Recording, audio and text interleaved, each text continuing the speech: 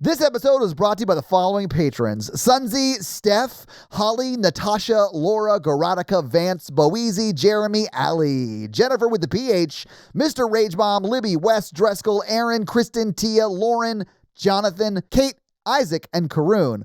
And all the patrons want you to know you're loved, you're listened to, and you're a valuable member of this awesome Horror Virgin community. And if you want to hang out with us, we'll be hanging out in the Facebook group pretty much every day. So join the Facebook group where we hang out. I think the most interesting thing about this movie is it has a 2-hour runtime. And within that 2-hour runtime, there are 5 movies that are all 2 hours long. Yes, somehow, right? I don't know how they did that. It's a time loop. I'm 100 years old now. I love it. 1 minute here is 20 minutes on Earth. No. This is obviously an Interstellar reference.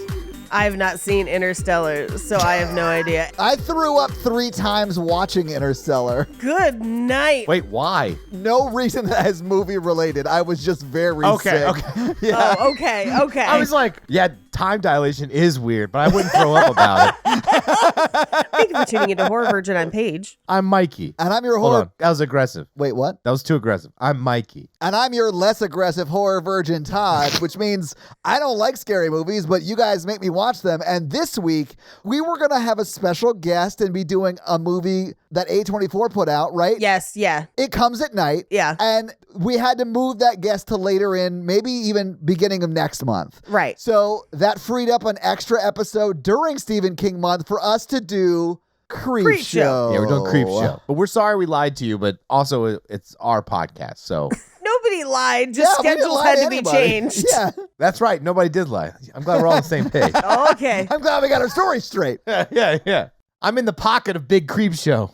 Oh, so you love this movie is what you're saying. I enjoyed this movie today. I had a good time. I watched this movie a ton as a child. Oh, did you? A ton. Okay. Yes. To the point where I was like passively watching it. Like the thing about this movie as a child is I like 3 segments and then I would zone out and play with toys during the rest of it. I was going to Sure. say, it's much better if you're focusing on your Legos and not the movie itself. The Stephen King one where he is killed by moss. That would be a zone out one for me, personally. I think, Mikey, you would classify that as a monster. A monster. Yeah. Monster. Nailed it. I'm coming I with love the puns that. today. I love that. The most surprising part is I think I would have liked to see a real movie where Leslie Nielsen was a villain. I think he did that well. Dude, He's so me good too. as a villain That in this actually is the movie. only one that like creeped me out. Like I was like, I'm here for a whole movie about this man. the end of it, I think shit the bed a little bit. In my opinion, it went really 50s Twilight Zone-y at the end. But Yeah. up until the turn where they come back as like fish or whatever, like it was so creepy. There is an alternate end. Oh, was there? There's an alternate ending. I'll burn a fun fact right now because I do think the alternate ending is really interesting. So he calls the police in the alternate ending and they come by to be like, who is invading your beach house? But they laugh it off. And he's like, no, I have it on video, and goes to play the tapes. But instead the television plays the incriminating conversation with Harry before and during his burial by sea. That would And be it's so cool. Yeah. Yeah, and it's the wrong tape. And the police are like, oh, it's the right tape after all. And they take him in and arrest him. And from there, it goes to his murder trial where he's convicted and sentenced to death row. And it basically plays through his like death penalty. Like he ends up in the gas chamber. And that's when he says, I can hold my breath for a long, long time. So that was the alternate ending. Way better ending. Yeah, that was a way better ending. But that was really the only one I thought was creepy. This is clearly the first time I ever saw this movie. And if you look at it like it's a funny look at like 50s horror. Which I think it's supposed to be, like Sure. of the 50s comic. Yeah. I think they nailed it. It is like campy, silly. It's not really scary. I did jump a few times, but like it's not scary. You know what I'm saying? Yeah. And I grew up in an Ed Hairless world. I've always known him as Ed Harris, but he had none. And now he's not Ed Hairless. And I was here for it. It did look like he was hanging on to a myth that was once his hair, but I was here for it. I'm here for hairless Ed Harris. Dude, Crimson Tide, that's Ed Harris, right? Shaved head Ed Harris. I'm not a war good. movie person, but hairless Ed Harris for me, he can get it sometimes, but in this one, no. No. Well, I think that hair like really weighs down his response capabilities because he literally saw that tombstone fall on him for 7 minutes. Reflexes was the word I was looking for. I podcast. Thank you. Yes. I stupid dumb. This is the first time I ever saw this. But Same. I love old Twilight Zone. Like, love it. And even today, love it. I think that there is a shocking amount of Twilight Zone that holds the fuck up. And if you don't believe me, go watch some old Twilight Zone. And this kind of felt like that, but like a less good version of it. But even so, I was like, I'm here for it. Like, I'm here for an anthology. Let's go. I just think this leaned a little too hard on the zombies. Yeah, there's a lot of zombies in They're this. like, you know what this sketch needs? Some zombies. Now, I love a good Sasquatch in a box. Love it. Yeah, of course. Sasquatch in a box. Sasquatch in a box, Professor. Every other one was like, A Squatch in a box, yeah. I see I'm wise enough to know when a box needs feeding. oh boy. And the sketch was like, let's just end it with the zombie coming up. I gotta be honest with you. When I first saw what are we gonna call that? The chest burster that came out of the actual chest, not someone's chest. Right. That thing, when I saw it the first time, I laughed out loud. I literally went, oh. I was like, oh, mean Harry and the Hendersons. I was like, yeah. I would like have that as a stuffed animal. It's adorable. This is definitely Absolutely. like horror light for sure. Oh, yeah. But then I watched the Twilight Zone movie like right after it and be like, it's the same thing. And the Twilight Zone movie scared the shit out of me as a child. Oh, did it? Yes. Did this scare you as a child, Mikey? No. Okay, yeah. But it was like they played together because they have a similar kind of vibe. Sure. And then one is just way scarier and darker than the other. Well, and Twilight Zone itself is scarier and darker, but it's Yes. also Twilight Zone is very intellectual in a way where even when it's kind of goofy, it's trying to make some sort of point. And there's a lot of like political undertones to Twilight Zone. It is wild. Watch Twilight Zone. And that's why a lot of people compare Twilight Zone to like Black Mirror, or like that Black Mirror is Yes. sort of a spiritual sequel of Twilight Zone. Yeah. And Yeah, I absolutely. honestly have seen one episode of Black Mirror. It scared the fuck out of me, and I never watched the series again. So like, I am not speaking from a place of actual authority. I've just seen people online say that.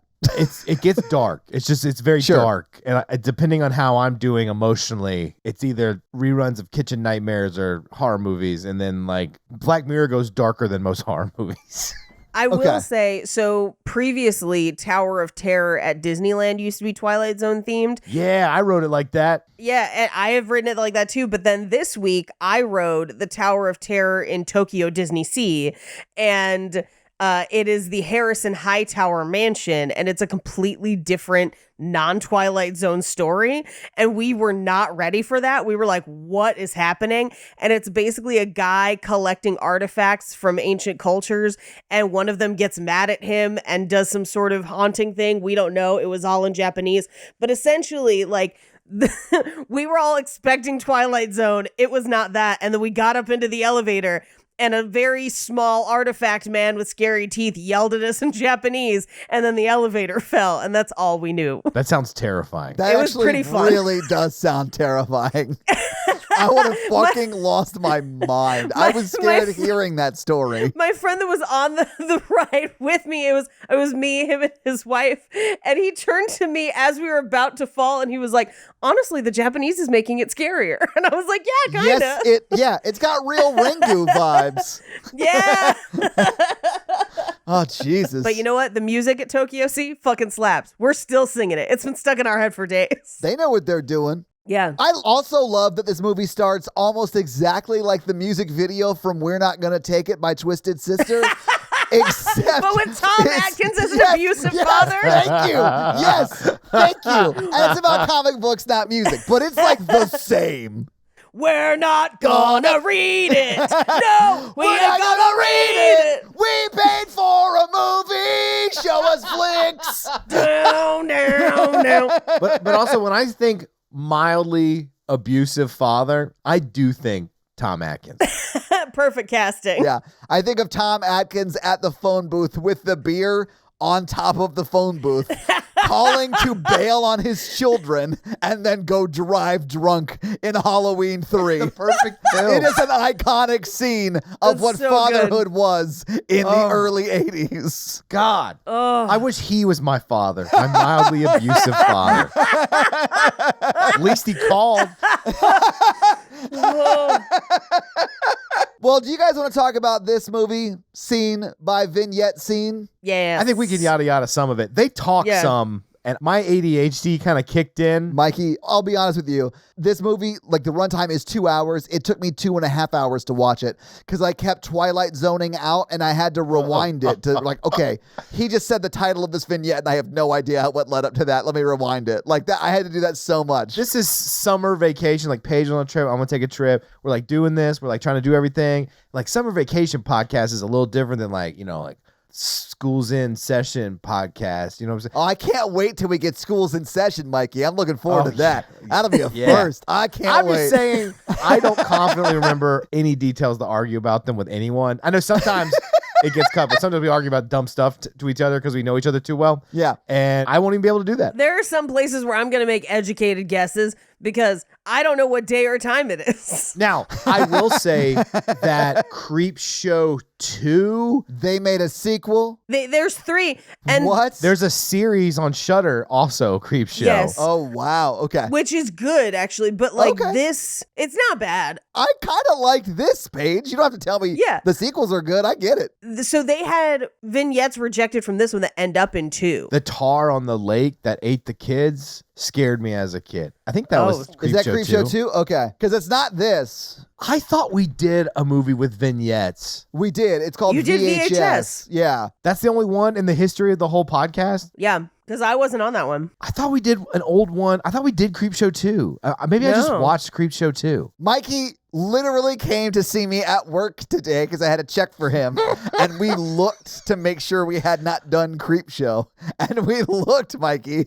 You saw that we had not, like this morning. You guys did House 2. So Creepshow 2 is the one I watched a lot. It is scarier. Okay. I sort of dug how in between each vignette, like repositions it as you're reading a comic. You're reading I a comic. loved that. I thought that shit was cool. And especially for the time in the 80s, the transitions between the live like footage and the like art of the comic book, loved it. I thought it was great. Yeah, I really enjoyed that. Even when they did it where they would like pull a section out and make it like a cell, like Yes. a comic book cell. Yeah. I was here for that. Or a panel, I guess is the right word. Yeah, but very stylized with like borders. And yeah, I thought that was cool I as dug shit. it. Yeah, I was here for that all day long. I dug it. Do they have that in your precious Creepshow too, Mikey? Yeah, it's got more Oh, of that. good. But it's better. Okay, cool. Well, maybe we should do Creepshow 2 for sequel month. Yeah, I'm glad they kept the aesthetic. That makes me happy, actually. Yeah, I think that's cool. Anyway, so we're going to dive in. So we open on a house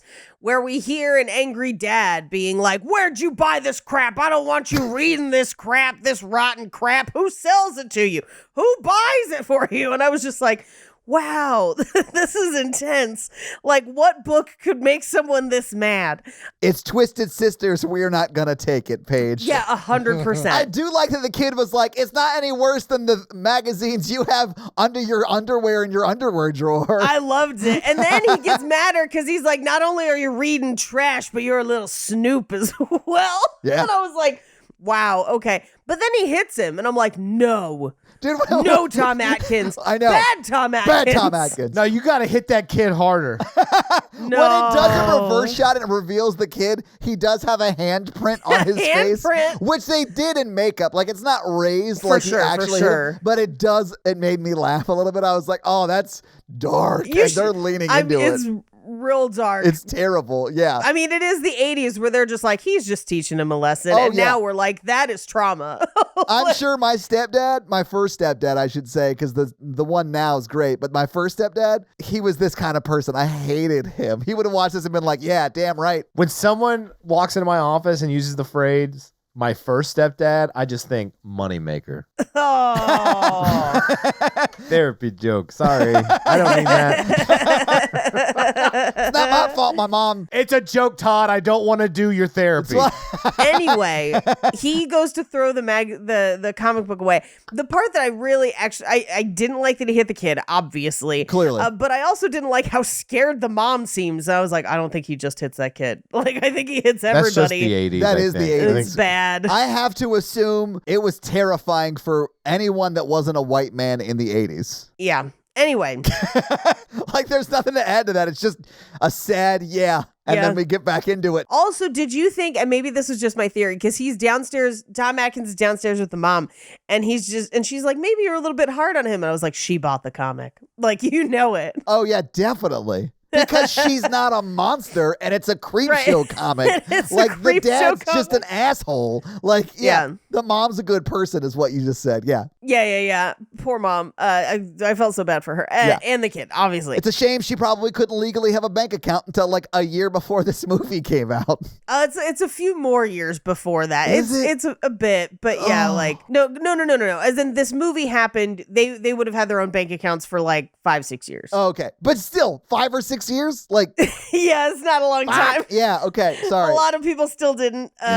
Jesus. Hey, there are people today who think that if you're married, you shouldn't. And I'm here to tell you, you should. Just, think about it. As someone who has been unsuccessfully married, we had a joint account, but we both kept our own accounts as well. Mm-hmm. Anyway, he throws it into the trash can outside, and the kid is upstairs just like, you motherfucker, like, I hope you rot in hell. He's like, I hope D. Snyder comes in here and kicks your ass, Dad. We've got a ghostly guy with a finger pointing here. And yeah, like, essentially, that's what happened. A ghost, an animated ghost, rises from the trash can to introduce the film. Not like animated, like lots of facial expressions, but like no, like drawn. Hand-drawn animation. Not Jim Carrey the ghost. I do, before we leave this vignette, do need to say that We're Not Gonna Take It didn't come out until 1984, and there's no way they didn't rip off this movie in making that music video. I am not even joking. I love that so this is much. an actual allegation, D. Snyder. I loved your music. But, like, just admit it. You, like, stole the beginning of this music video. Yeah, you fucked it up. Yeah, you stole it. It's fine. Yeah. It's an homage or whatever. Like, just admit it, D. It's fine. D. Allegedly. Yeah, allegedly. So, we get the credits, and it's a who's who of horror people and just popular actors at the time. And Tom Savini. Yes. Love some Tom Savini. Yeah. And he did all the effects in this, which look solid for 82. Oh, yeah. For 82, this looks great. Savini knew what he was doing. Except the Sasquatch. No, how dare you talk shit about my favorite stuffed animal in this movie. I love that. I just pretend that he was cut in half by a magician and taped in that box. I wish he would have stayed more in the box. We were only seeing eyes, teeth, and claws. I think that would have been a little bit better than the few times we see more than that. Disagree. I want to see a man in a stuffed animal suit. I loved it. Show me that Sasquatch dick is what you're saying. And we got a Facebook group for you, buddy. I don't want to fuck it. I just think it was funny, Mikey. You know what they say about big feet? Never photographed. Anyway, this is also where we find out that Stephen King is both in the movie and wrote the movie. And wrote all the vignettes, I should say. And this is before Maximum Overdrive, right? It is, but it is peak cocaine era. Yeah, I just want us to know that we're leading to it. This is the kind of things you can expect. Yeah, I think Maximum Overdrive was 86. This is 4 years before that. This is like the first line or two, and then Maximum Overdrive is like rail 7 or something like that. Anyway, we open on the first vignette, Father's Day, where a bunch of rich assholes are having tea. And as they're having tea, they're like, here's the story of our great aunt who murdered her father. And we get kind of some, cuts back and forth between the great aunt driving there and some of the information about the father who seemed to be a real mean old rich man, and murdered or had the aunt's husband, boyfriend, whatever, murdered. I think it was late in life male suitor. First off, let's talk about this. We all want cake. And that's just something that needs to be said. And I would have killed my family if they didn't give me a cake on this day. Okay, now I'm not on board. Yeah. And like yelling at people about cake, as much as I love cake, it seems out of line. Yeah, what are you, Marie Antoinette? Yeah. Like, get over it, bro. No. It's his Father's Day at their big house with his money, and they're going to be in the kitchen making the cake because they forgot right in front of them. I'd be throwing a It's not fit because too. they forgot. She's just making the cake. It's on the day. And he's just like, not happening fast enough, bitch. Like, it's no. I think we need some more context in this flashback because I think it was at dinner time. They were at the dinner table. I love that Mikey's take on all of this is, do we really have enough information? Like, maybe they're terrible and the dad was just having a bad day. I just want to see how it plays out with the jury. You know, Mikey, this is how I know that you've never made a cake because it takes hours. Hours, Mikey. Like, you could not we forgot and quickly do one. It takes hours. Hours. But do you know how many canes I've slammed into tables demanding cake? At least 3. No. That cake looked good, though, until she wrecked it with all that extra frosting. But it was because he kept yelling at her. And if he had just let her finish the cake, he would have had it momentarily. She should have planned ahead. She had to have, Mikey. She's frosting it, which means it was baked and cooled and stacked and frosted, and she was just putting his name on it. It was going to be ready in seconds, and she would have had to have started it earlier in the day. There is no way this was last minute. Here's the thing, though. He had dementia. It doesn't say that he had dementia. It just says he was old and cruel. I just think we need more context. I don't need any more context. I feel like I'm in the most modern remake of 12 Angry Men about the stupidest case I've ever seen. I thought you said you weren't going to argue about stupid shit today. I am taking the dumbest stances throughout the whole episode. I don't have the patience or emotional fortitude for that today. What about the Sasquatch? Who put them in the box? Society. No, it was the people on the Arctic expedition. You wait your turn till we get there, Sasquatch. Yeah. That's like 3 vignettes away from here. It's a squatch in a box. Ooh. Seriously, podcast time. All right, let's talk. Okay. Focus up, guys. Good. Everyone, focus up. Focus up, chat. This is the most boring of the vignettes. Oh, so hardcore disagree. Yeah, I disagree. I think there are more boring vignettes. I think the bugs is more boring, but also I don't like bugs. So I think that's part of it for me. I don't like bugs either. That one did freak me out, but I think the bugs is interesting because I was like, what's his deal in that apartment? Like, this is like a he's Gordon Gekko with roaches. Yeah, he's Scrooge. He's Scrooge with roaches. He's Scrooge, yeah. Yeah. He's Scrooge if Tiny Tim shot himself and he's like, I don't care, roaches. I mean, that is what, Mikey, you're laughing, but that is 1,000% what happens in that vignette, which also we will get to in like 3 or 4 vignettes. Okay. I was trying to add some serious criticism. You know, when Mikey gives us his serious takes every episode. His serious take, this is boring. Wow. Nuanced opinion. That's when they pay me the big bucks. Wait, you guys are getting paid? Sorry. Freddie Prinze loves this podcast. Anyway, it does say that he had a stroke, but still. Whoa, okay, wait, okay. Well, no, that definitely affected cognitive functioning. Sure. It's still not okay to yell at people about cake. Did Aaron Sorkin write this episode? Are you guys going to walk around your apartments talking to each other? Like, we cannot 12 Angry Men this bullshit. And you know Aaron Sorkin would write the remake. You know it would be Sorkin. The best part is the fact that he had a stroke went right over my head. Didn't know it until Paige brought it up. Really? So what you're saying, Paige, is Mikey is right. Like, he wasn't fully aware of what was going on because of the stroke. I get it. Yeah. Yeah. But here's what I'm saying. If you're going to murder a person who is mistreating you and you live in a giant mansion, A, there's definitely guns on the wall. That's the kind of mansion this is. Yeah. Secondly, poison the damn cake.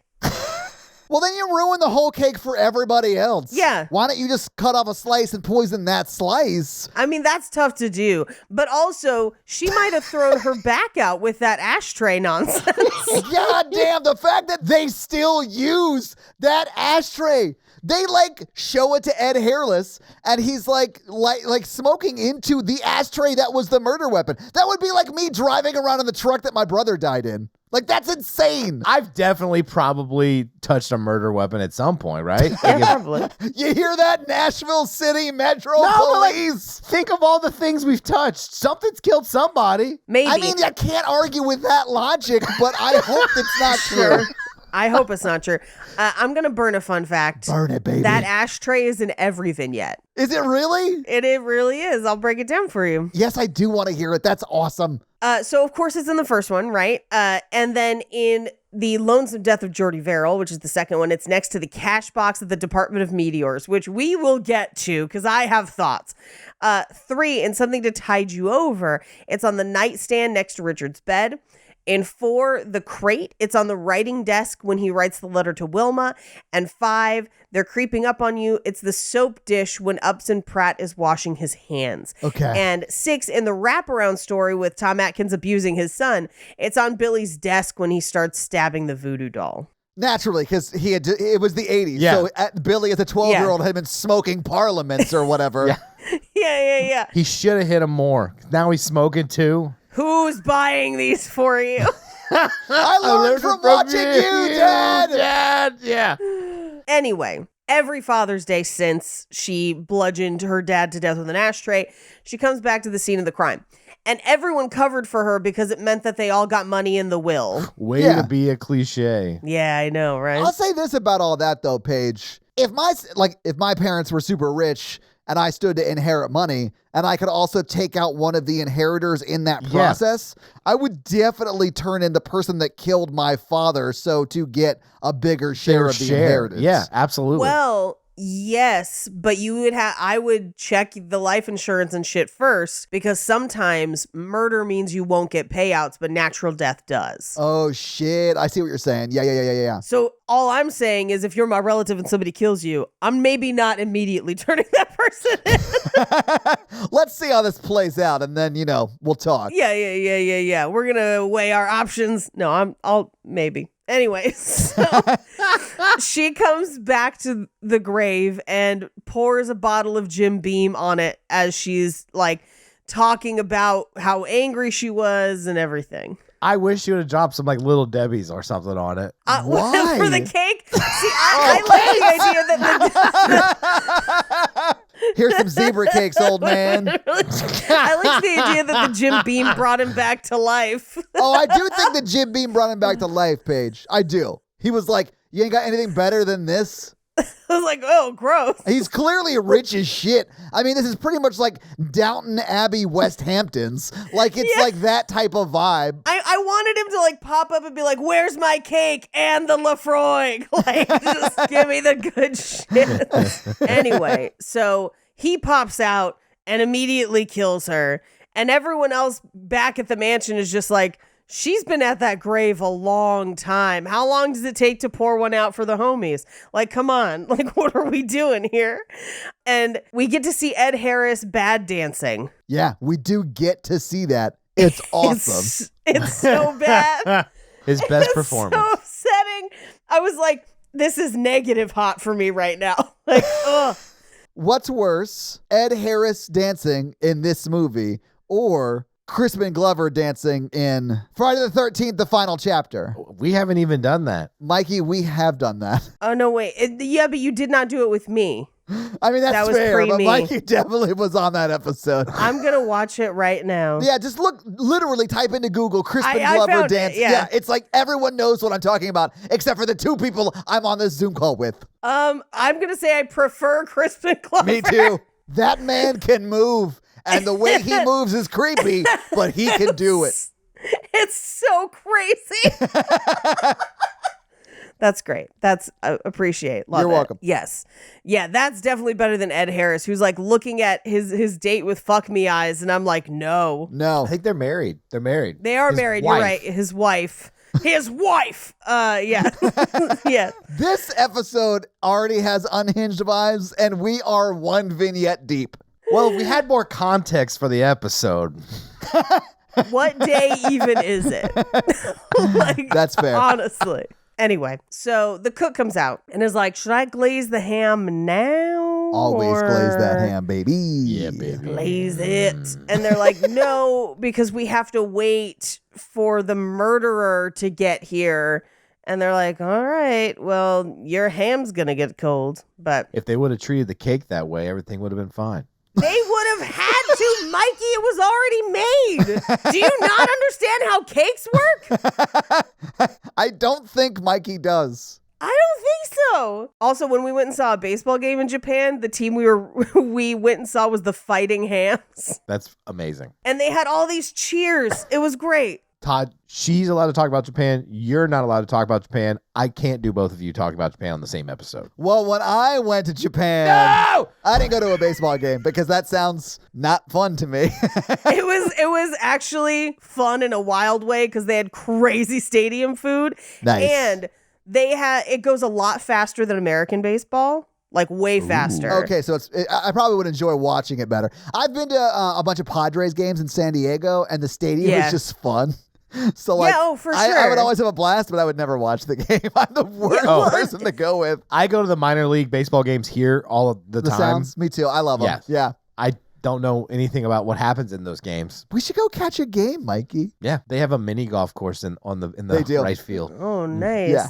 They had a museum at the Tokyo Dome that we went through. Oh, yeah, you have a putt-putt golf thing? Yeah, How American. In Japan, we have museums. How about a fucking museum about how the Japanese have been playing baseball since the early 1900s?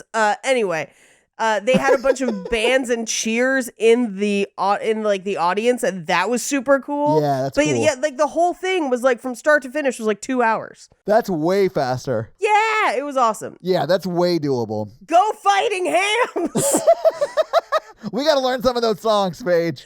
They were not in English, although all of the scores and the ads were in English, and I was like, pick one. What are we doing? We did end up in a sex shop on accident. Oh, yeah, so did I, Paige. Wink. You know what I'm saying? Winky. That's what I put pictures of it on Instagram with all the wooden dildos and stuff. Anyway, so Ed Harris goes out to look for her and falls into her grave and then watches the gravestone fall over onto him for conservatively really like 3 slowly. Yeah. It was like Robert Pattinson watching the planes hit the towers. No. That's how long it took because they fall. You know, get it? Patton, son. I get it. Yeah, we were saying no because you said the name wrong.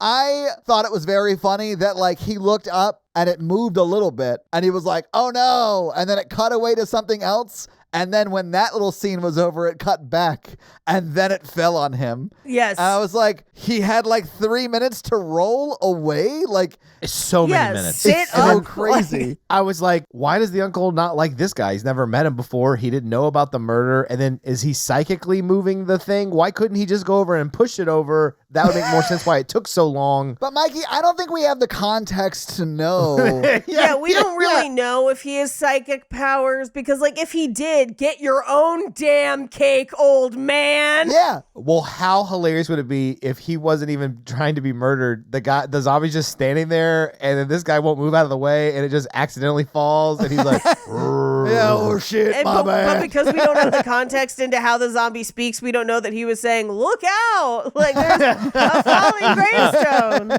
Anyway, we cut back to the house and they're just like, okay, it's been like too long and now there's multiple people missing. So the mom is like, I'll go. But first she calls the cook and it's just like, where's Mrs. Danvers? Like, what's going on? And lo and behold, Mrs. Danvers' like dead body falls out of the doorway and there's like muddy footsteps. So we know the zombie's inside. Yeah. And the zombie comes up on her and just snaps her neck around. Bro, that shot was so cool too because it was I like loved a it. full like head to the back. It wasn't just like to the side.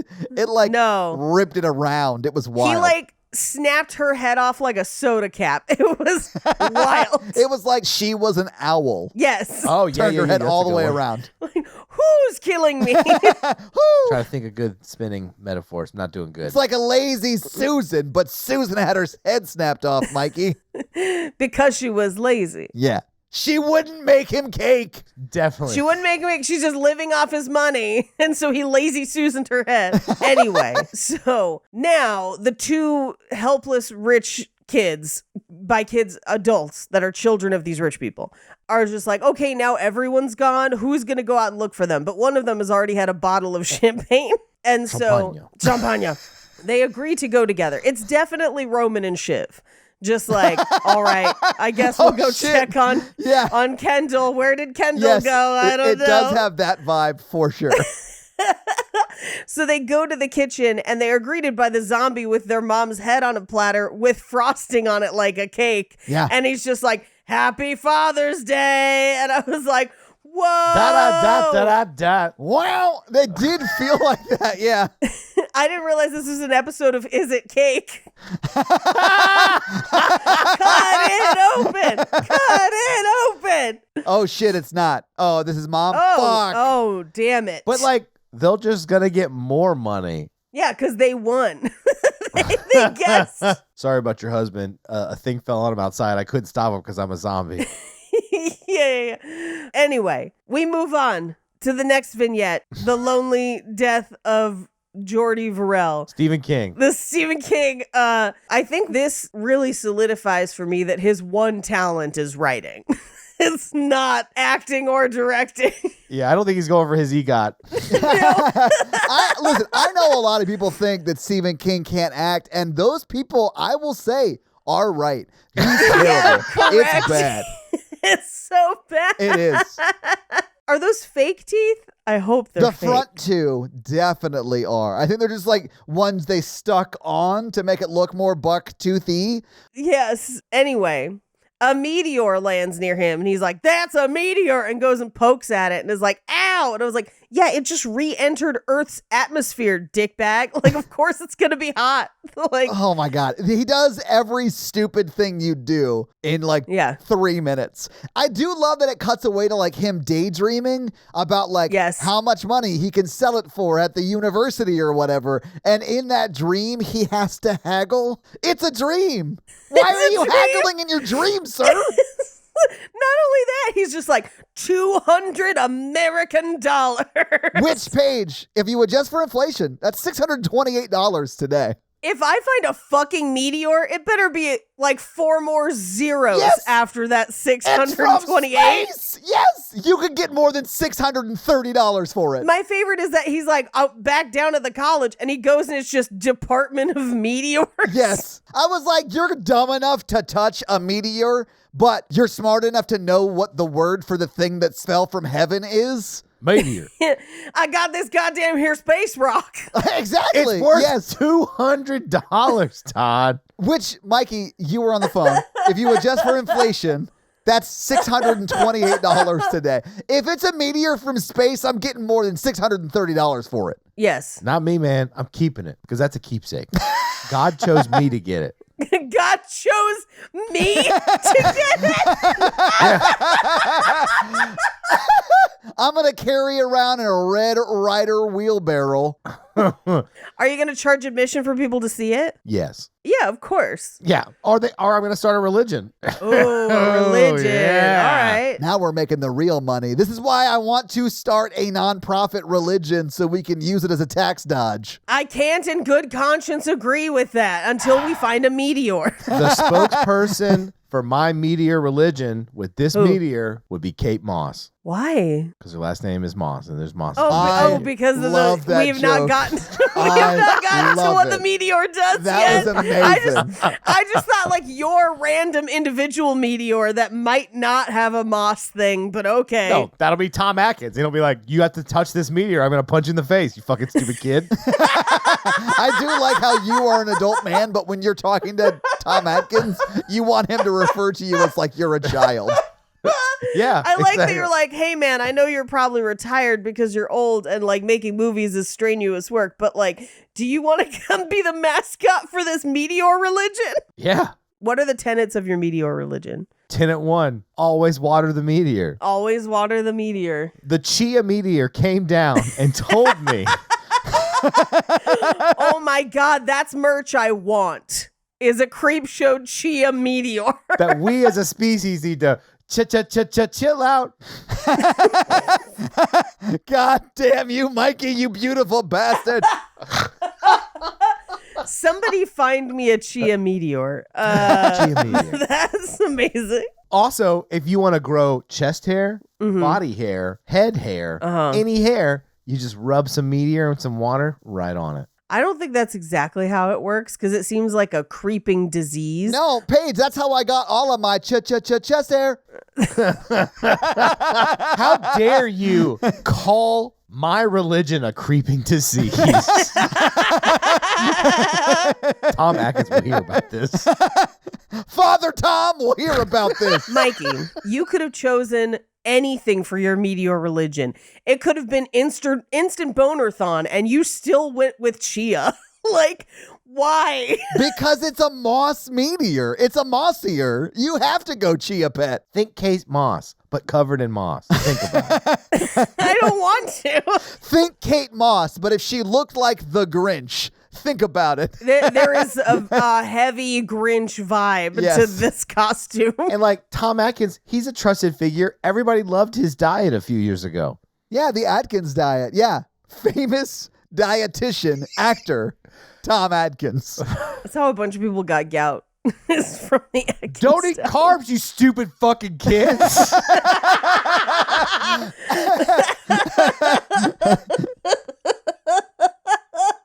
Who bought you these carbs? Who told you to eat this rotten shit? It was Ronald McDonald. I found cookies under your underwear in the drawer. Are you saying you're grimaced? I'm done. Can we move on to the next vignette? I don't think. We barely started Stephen King's vignette. Okay. He pours water on the meteor to cool it down. It cracks in half and it has a bunch of blue Gatorade inside it. And then he pours that out onto the ground. This is what happens when mercury is in Gatorade. This is why it's so Yes. dangerous. Yeah. That's why it sent it to us. That's why we've been warning people. So he's like, I got to get my $200 to pay off that bank loan, but maybe since it's broken in half, they won't be interested. And I was like, dude, it's still from space. Yeah. But he has another dream sequence where the guy offers him 50 cents offers him nothing because it's broken. Yeah. You break it, you buy it. Oh, I can't pay for no space meteor. Like, that's basically. Does God take change? Just, Who do you pay for a meteor, Paige? Who's like, what purveyor is selling meteors? Well, you guys need to know that this is the origin story for Brondo. who's Brondo? Brondo is the Gatorade-like substance from Idiocracy. It's what plants need. Am I supposed to be Oh. expected to know what Brondo I is? did not remember that. Who am I, Dax Shepard? I have not seen that movie in quite some time. I didn't watch that movie again after we lived this movie. Yeah. Anyway, so there's like a puddle of Gatorade and he takes it inside in a bucket and he's like, maybe I could glue it back together tomorrow morning. He's not smart. If you haven't picked up on the context, he plays it real dumb and he talks to himself a He lot. plays it offensively dumb. He did not have a meteoric rise. No. He sits down and as he's watching TV, he realizes that where his fingers touch the meteor, there's things growing out of it. And then Yeah. there's things growing on his lawn. They're growing everywhere. And so he goes and literally takes the tallest pitcher I've ever seen of orange juice, pours half a handle of vodka into it, guzzles the entire thing, and is just like, that's better. But no, now everywhere the vodka and liquid is touched, things are growing more. So then he goes to the bathroom and he's like, I got to take a bath and wash this stuff off. And in the mirror, he sees someone that's been dead for 3 years named Eddie that we have no idea who it is or why he's there or any introduction. That was his dad, I think. I think he was saying daddy. I don't know, or a friend, a caretaker, who knows? But he's been dead for 3 years. Doesn't matter. And he says, he's like, if you get in that tub, you're dead because it wants water. And he's just like, but the water is glittery and I look like the Grinch. And so he gets in the water. We cut to the next morning. And he's 90% water, so he's kind of fucked anyway. Oh, yeah. That's why it was growing so much on him to begin with. Yeah. But the next morning, he's all plants. Like, he is the ghillie suit from To Catch a Predator. He is, yes. And he's like, please, God, let my luck be it just this once. And then blows his shrub off. Sorry. Blowing his shrub off made me remember when he took his pants off and he goes, no, not down there. Yeah. No, I would say he like trimmed his hedge. Oh, yeah. Yes. They call that gun the weed whacker. Anyway, we cut to a weather report that's like, it's going to be green overnight. It's so green, it's miraculous. And as we cut out, we see that everything is turning green because the alien is taking over. Yes. Yeah. Supposed to rain for 10 days. Yeah. We cut to the next vignette. We do see the ad for the voodoo doll, but the next vignette is something to tide you over. And Leslie Nielsen shows up at young Ted Danson's apartment, and God, young Ted Danson with that hair. He could get it. I tell you what he got. Leslie Nielsen's wife. Yeah.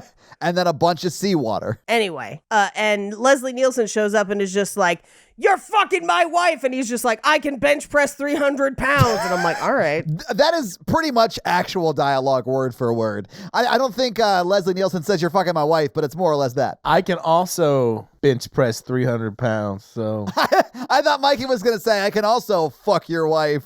I'm not saying you want to do the other, but you'll find out if Depends on you how join heavy your my. wife is. All these answers and more can be yours if you choose to join my way of life at my religion. What's the name of your meteor religion, Mikey? The Church of the Meteor.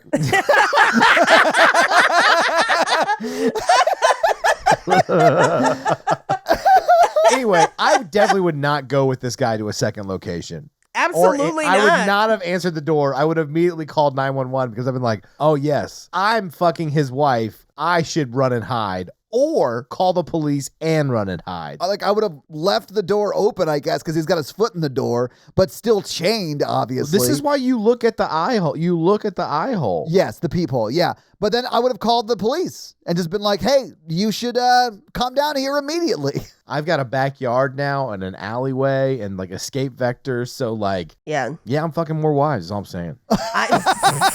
and bench pressing more LBs. Yeah.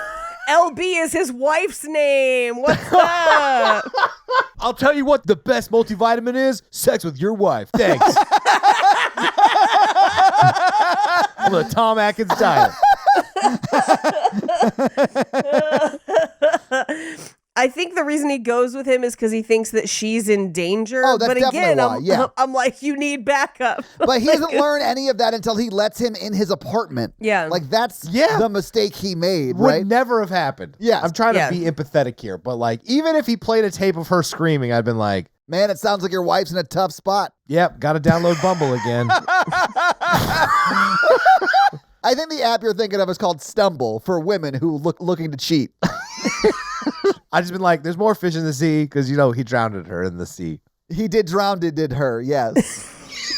I'm unhinged tonight. I'm so sorry. I love it. Mikey never changed. Never stop, never stopping. I have to make it to Taco Bell. So, they're open till 1. If this goes till 1, we're fucked. So he goes with Leslie Nielsen to a second location. Bad idea. Always a bad idea, yeah. And they drive out to the beach. And at first it makes it look like he's buried his wife on the beach. That's not what has happened. But instead he has dug a hole and forces Ted Danson inside at gunpoint and buries him up to his neck. Okay, but I have to debate this. I think you can get out of this. Okay, here was my thinking. And I think Leslie Nielsen kind of alludes to this. And I don't know if this is right. Scientifically, this might be wrong. What Leslie Nielsen was getting at for holding your breath is that I think when the tide comes in, it pulls some of that sand out and you might have room to kind of move. You move a little bit every wave, right? Yes. And that gives you a little bit more of a gap every time. It just takes patience and holding your breath, right? Yes. And I don't know if that's true. I don't know either, but that is definitely what I got from his character. Yeah, I don't know if that's science, but that's what's in the movie. But I think you can wiggle your fingers and then wiggle your hands and then you get a little momentum and then you can get out. Yeah, I mean, you might be right. Yeah, I don't know. I'm willing to try this David Blaine style. Mikey, I would 1,000% drive with you tonight to Alabama shores to capture video of us trying this. I am not even joking. I'm the one over here that I'm like, don't do this. This might be a way for people to die on accident. Yes, don't do that. It definitely is. I'll have my stunt coordinator there, the Meteor. Anyway, so he buries Ted Danson up to his neck, and then he sets up a TV where, with a live feed to watch the man's wife drowning in the same scenario, although she has been buried longer. Yeah. So he then leaves him there and goes to watch on his home TV as seemingly they both drown. At one point, also, Ted Danson does get crabs. Yes. Just a crab. Yeah. Near his face. Really close to his face, though. Very close. See, I would have killed the crab with my teeth and then taken the claw and dug myself out. You would have been Crab Pickle Mikey instead of Pickle Rick. Yeah. I've done harder things. I don't What think could be you've done harder? anything as difficult as only using your mouth to murder a crab and then use its arm to dig yourself out. No. Calculus. No. I am a stupid.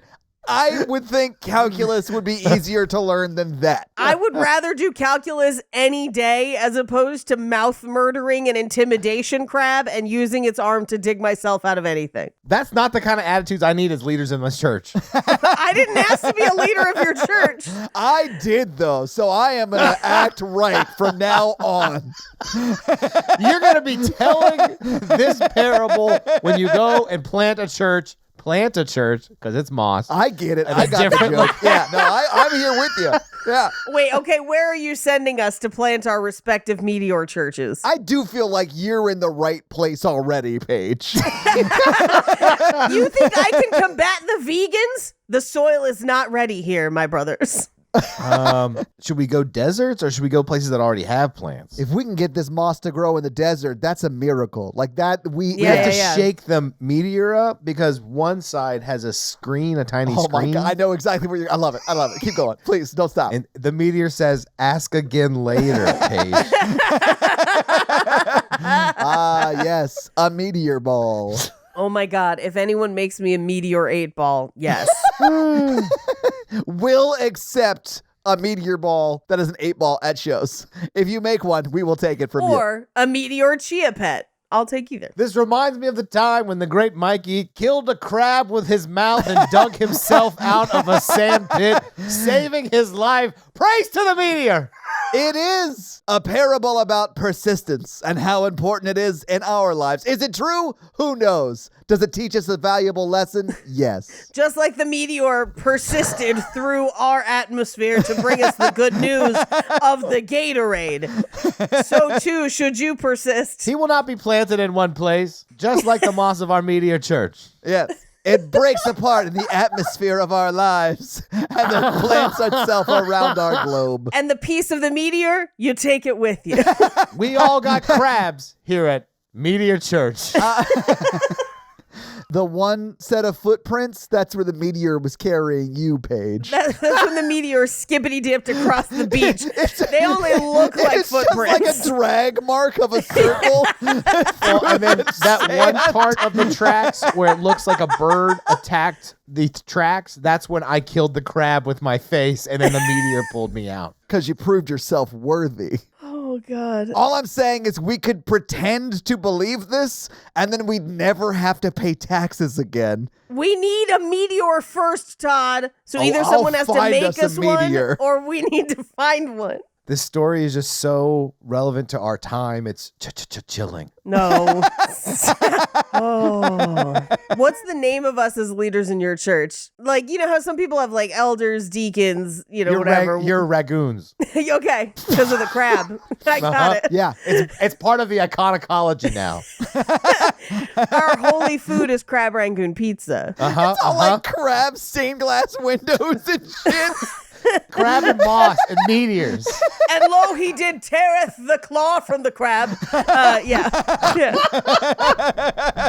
And on the 7th hour, when the tide was its highest, he dug himself out with a real crab. With his faith.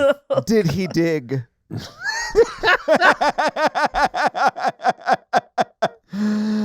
If we could please turn to Rangoon chapter 6, verse 69. Great. Now our baptism is burying people at the beach. What are we, Ironborn? They did that, right? Yeah. But they really did it. They really did it. Yeah, they drowned them on purpose. Yeah. Yeah. We just got to kill crabs with our teeth. Oh, yeah. Just got to kill crabs with our teeth. I've been begging you guys to let me make a church for years. Not until we find a meteor. There's one in my backyard right now. I can't let y'all see it. This got real Joseph Smith vibes, is all I'm going to say. So it does appear that they die, but then it looks like they walk back up onto the beach and he's at home. But we're only seeing like smoke come up. Right, Like the right. movie The Fog, right? And then them like in shadow. We don't see them until like 5 minutes after we realize what's happening. Yeah. This movie is so slowly paced. Yeah. Well, and Leslie Nielsen at one point is like having flashbacks to when Ted Danson was like about to drown. He was like, I'm going to get you, motherfucker. And you're like, how? Like, how? Yeah. What are you? I mean, he does get him though, Paige. He does indeed. Because Leslie Nielsen goes to take a shower in like a nice bathroom. Like, I loved that bathtub. He's very rich. His house is very nice. He owns that whole like area. And he's got like a conversation pit with a cool ass like fireplace. I was digging that house. I hope those ghosts just like stay and haunt that house because like it seems nice. Yes, he's great. Anyway, he does go check to see that like they've drowned, but he can't find their bodies. And he's like, well, the tide must have carried them out. But mist in his house, and we can see on the monitors that like even though we see the ghosts walking around the house, it's not showing up on the monitors. So we do get a shot of his aquarium as the ghosts pass, and the fish seem to like run, and I'm like, stupid fish, you're in an aquarium. Like, where are you gonna run to, you dumb fish? But they attack him and are like, we want to be sorry, my brain broke for a second. We want to bury you out to sea. Come see us at the beach. And they're like asking nicely, but I'm like, dude, no. But we cut to, he runs and locks the door. They follow him. We cut to the beach where he is then buried up to his neck and is like, I can hold my breath for a long time. Ba-da-ba-ba-da-ba. Wham! It does feel like that though. Yeah. It's kind of like I watched a bunch of SpongeBob in the hotel in Hawaii because I couldn't figure out the other channels. And it kind of felt like that, where it's just these like 15-minute vignettes. Yeah. I like that. Yeah. Yeah. Well, half of them. I liked half of them. Right. This is the only vignette that I found like creepy because I keep wanting to say Liam Neeson. No, I get that. Leslie Yeah. Nielsen. Because Leslie Nielsen is like convincingly creepy. But if it was Liam Neeson, I have a particular set of shovels. And crab legs that we can dig out of these holes with. Oh, God. Leslie Nielsen did great, though. He was really creepy. I wish he was a serial killer and a different thing. Me too, man. He was such a great actor because he does some very, very funny stuff throughout the majority of his later career. Yeah. But from what I understand, like his earlier work was all pretty much serious, and he nailed that serious role in this movie. Yeah. Anyway, we cut to the next story where we see a janitor who drops a coin and chases it under a stairs. And we cut to a professor thing, like a mixer, where they're like meeting new professors or whatever. And we meet Henry and his wife, Wilma, who goes by Billy, played by Adrienne Barbeau. And Billy might be my favorite character. Billy is unhinged, and I think it's the lady who was in The Fog, right? Yes, Adrienne Barbeau was in The Fog. I thought so. I thought Adrienne Barbeau was in The Fog. Yeah. So when I saw her, I was like, oh, awesome. I loved her in The Fog. And then I also loved her in this movie, but you sort of like, she sort of hate her character a little bit. Right. I don't hate her. I mean, I understand why other people do. She's very bad to her husband. Yes. I don't think she deserves what she gets, but Sure. she does treat him like shit. Yeah. Oh, here's the thing. I understand why other people don't like her, and she drunk drives with an open container. This was the 80s. I'm not even sure that was illegal back then. I don't know. But if I saw her at a party, I'd be like, that's who I'm hanging out with, because she seems like a good ass time. Like you just watch the train wreck happen. Yeah. I would definitely post up as close as possible to overhear but not be in her group. Yes. But largely because I don't want to be held for questioning when the police show up. No. I'll just be like, she seems so nice. I don't know why anyone would want to feed her to a box. Anyway, we meet like Dex, who's one of the professors, and Henry and a couple others. And we also see that Dex is involved with a student. Yeah. Everyone in this is a bad person. Yeah. Not the Sasquatch. He's just living his life. The Sasquatch is the real hero. Yeah. Mini Sass. Mini Sass. He's not very tall. He's a short king. He is a little foot. He ain't no Bigfoot, baby. Again, I think he was sawed in half by a magician in the Antarctic and was shipped to there. Yeah. We don't ever see his feet. Also, Littlefoot just makes me think of Land Before Time. Yeah, that's sad because his mom died. Littlefoot's mom died. Nobody feels bad for Bambi because he's not lizard shaped. I think people definitely feel bad for Bambi. and Dumbo. Like, Damn, why'd you have to call him dumb? Bo's a good elephant. Bo's a good elephant. I don't get why they're so negative to him. That whole movie, Bo was just trying to make it without his mom, and they're like, Dumbo. I ain't seen an elephant fly, Dumbo. Damn, it's like, someone gives you a nickname and it sticks the whole Disney movie. You're like, fuck. That's why I've been Rampage since college. Hell yeah, that's a good one, though. That's a good one. But yeah, I'm just picturing his mom's trunk out of the jail cell to like rock him to sleep, and it's the saddest thing that's ever been put on film. Yeah, why'd they let his mom live? Sorry. I just should. She should have made them a cake. People love cakes to kill. Elephants love cakes. Now I would like the first vignette with just a little elephant banging his cane with his trunk. Okay, so Babar's dad? Did anyone else watch Babar? No? Okay. I always thought it was pronounced Babar. It might be. I honestly have no idea what's right. I can't remember. I don't remember. I don't know. Anyway, so Dex, the one who's involved with the student, gets a phone call from the janitor who's just like, hey, yo, there's something down here in a cage. And he's like, yeah, okay, I'll come check it out. I mean, he's probably like, it's probably some old National Geographics. And the janitor's like, no, it like says 1834 Arctic expedition. Like, Yeah. and that's why he's like, oh, that is old timey sounding. Oh, come right down. Yep. Meanwhile, we watch as Henry fantasizes about shooting Wilma. And I do love this fantasy vignette because he gets her right between the eyes and everyone just slow claps. Yeah. Very funny. They leave. They go home. Meanwhile, we get back to the crate. They open it up and they're just like, there is something in there. We cut to Henry and Billy's house where she's just like, yo, before you play chess or whatever with your friend, could you do the fucking dishes, you asshole? Like, it's the way she's asking. It is, yeah. Like, I do think what she's asking him to do is reasonable. I think it's the abusive way in which she asks it that makes her a terrible person. Again, love this actress, and she does an amazing job at this role. But she's terrible. I was kind of rooting for her the whole time. Oh, I didn't want her to die. No. Especially once his original plan seems to have failed and she just trash talks him about That shit was so like, funny. Yeah. Yes.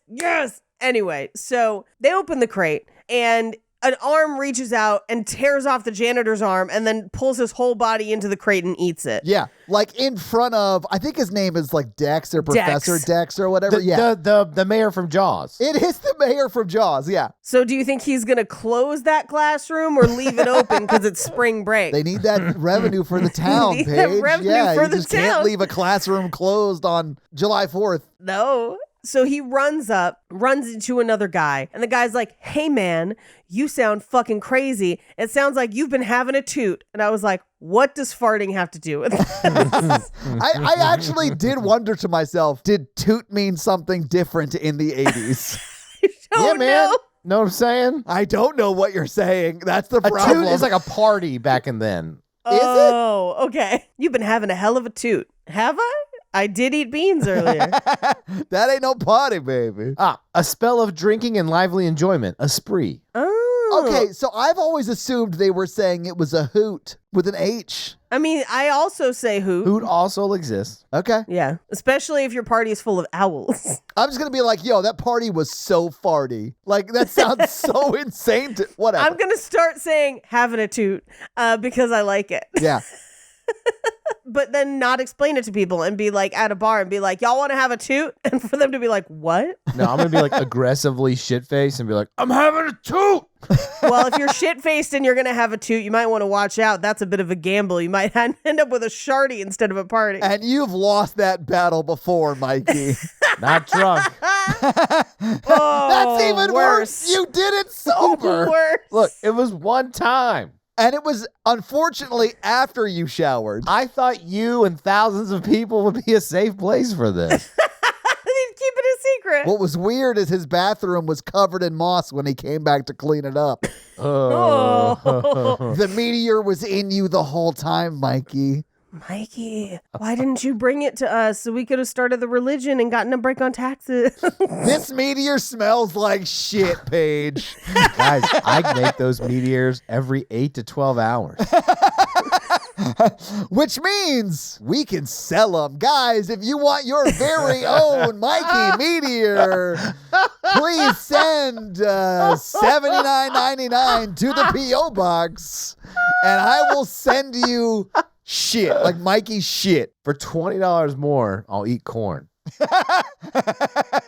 That's right. For the low, low price of $99.99, you too could have a corn-based Mikey shit or Meteor in the church of the Meteor. This is the high-quality film criticism Paige went to college for. Yeah, Paige. Yes. Man, I bet paying those student loans to film school breaks your heart every time you talk to Mikey and me. I did not have loans. Oh, you're so lucky. That's so great. Okay. But I did not have student loans, but I do believe in student loan forgiveness for everyone who did. Yeah. Because Same, I Paige. feel like it's a good way to stimulate our economy, and the price of school has risen exponentially without the price of wages rising. And unlike the bank bailout in 2008, it would actually help the economy recover. Yep. As a landowner, You should be for it too, because you're not fuck like 'em, I got mine. Know what I'm saying?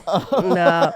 you're not that kind of landowner, Mikey. Oh. I do believe it would help the economy overall. Yeah, no, it absolutely would. Anyway, I still think anybody should have their loan. Education so should too. be free. The smarter the people, the better. Yeah, I do think that widely educating people is a rising tide that lifts all boats. Yeah. And so is global warming. Ice caps are melting. All the boats are rising. I'm sorry, that's fucked up. Okay. Anyway, this guy who was like, you were having a bit of a toot. I'm going to go down and see what the toot is up under these stairs. And he goes down there. He's like, there ain't nothing down here. And like immediately gets neck bitten and face slashed. It's honestly really cool effects for 82. Like, I was into it. Yeah. Oh, yeah, this was Tom cool. Savini Yeah. fucking, nailing it. Yes. So Dex runs to Henry's house and he's just like, oh my God, people are dead. There's a monster in the thing. And here's where this gets crazy for me. Because everyone who hears Dex is like, he's having a toot. He doesn't know. Like, he's, drunk or crazy or whatever. But Henry is just like, I'm going to bank on the fact that this monster is real and feed my wife to it. Like, he immediately decides this plan. Do you know how bad your marriage is for you to jump on a plan this terrible? This is so bad. It's the fact that it works is wild. It's pretty terrible. It is, but I'm also just like, it was such a gamble. Oh, like, yeah. if you're going to kill a person, you really want to have more insurance than this. Yeah, I mean, Todd, I'm honestly impressed that they pulled it off. I mean, like, this is the most weirdest elaborate murder I've ever seen on film. Oh, Yeah. I mean, it was only by the meteor's light that they were able to pull it off. Yeah. Long may it glow. Yes. The meteor gave them a crab claw in the shape of a half a Sasquatch in a box, and they used it to dig themselves out. When the world gives you crab, make rangoons. Yeah. Anyway, so he goes and cleans up the crime scene. And how he doesn't get killed cleaning up the crime scene is a bit of a mystery, but he does. Cleans up the crime scene and then writes a note saying that Dex has beaten one of the students he was sleeping with and he needs Wilma's help to come clear it up. Wilma, his wife, who goes by Billy. Wilma goes by Yeah, Billy. we called her Billy the majority of the time, so I just want to clarify who it is. But Yeah. She shows up at the house, reads the note, and is like, ooh, and I might remind you, shows up drunk at the house. Like, she already drove home drunk. Yes. Then she pours herself a giant glass of milk and some sort of alcohol. I assumed that's a White Russian, right? Is that not a White Russian? Okay. I thought a White Russian was like milk and vodka, although I'm the one who has never drank. I have no idea. Guess maybe it's a giant one. Oh, yeah. Like, it is not in a shot glass or anything. No, it's like in a full-on, tall glass. But it's usually Kahlua. There's usually Kahlua in it as well. Okay. Yeah, I mean, I believe you. I don't know. I don't know. It was a strange mixture. But so she's got a pint glass of it. She gets in the car. She drives there. I don't think I trust adults who drink milk. Oh, you mean just like a glass of milk? Yeah. My dad is a milk guy, but I've never enjoyed drinking milk. It's only a cereal thing for me. Yeah, it's a cereal thing. Yeah. I've never been like, you know what? I want to pour big glass of milk. If I have done a big glass of milk, I just want to put Oreos in it or cookies. Every once in a while, I'll say maybe once a year, I'm at a donut shop or something in the morning. and a cold thing of milk sounds amazing. I think it's because it's the sweet Yes. milk mixture, right? Like I love Oreos and milk, and I'll drink a glass of milk while I'm doing the Oreo stuff, right? Yeah. Over the course of, eating those Oreos, I'll have drunk the whole glass of milk. But I don't like it on its own. Like I would never come back from a day at the office and be like, I need a tall glass of milk. No. Yeah. I only drink the milk that the Meteor provides. Gatorade? Brondo. I actually would assume it would be more like a Monster Energy drink kind of vibe inside the Meteor milk. But Just yeah. antifreeze colored and antifreeze flavored. Oh, so Gatorade. Yeah, Gatorade. I do prefer that it like if it was Monster, that'd be even better. Yeah. But yeah. Anyway, she gets there and walks in with a half full drink. So she drove with a glass. Yeah. At a time before cup holders were a thing. She held that bitch the whole time. She held that bitch the whole time. Yeah. I don't know if it was illegal or not to drive this way in the 80s. I don't know. The vibe I get from the 80s is that it was completely fine to drive with an open container. The first DUI laws in the U.S. in all 50 states was 1988. Good Lord, that is after this. Yeah. That's 6 yeah, years it might have been after legal. this. Good Lord. Anyway, she makes it with a half of the glass or whatever. And he's like laughing at her and forces her under the stairs and nothing happens. And she just starts like roasting the shit out of him, which I love. And she's so good. She is really great in this movie. She is great. She's amazing. And she's like bad in bed, balls for earrings, like a whole night. And then it comes out and eats her and she screams. And he just says, "Tell it to call you Billy." Which seems like a weird thing to be petty about when you're murdering your wife. Yeah. I don't know. I'm just gonna respect their journey. Okay. What?